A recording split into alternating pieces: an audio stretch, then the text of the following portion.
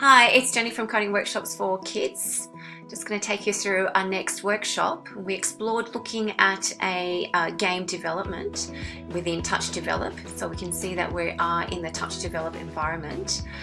So we started to look at this game, and our mission for this game is to change some codes. So we really got to understand the power of coding and how simple changes to some lines of code can turn this uninteresting game into a much more interesting game that becomes a lot more interactive, and that gives the user experience a lot of interactivity as well.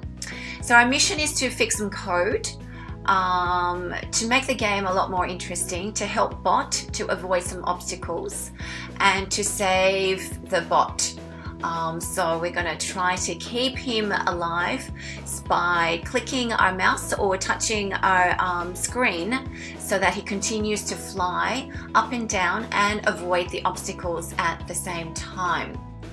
So, and the idea behind the coding concept behind this activity was to see what codes or instructions actually look like and what it actually instructs the game to do.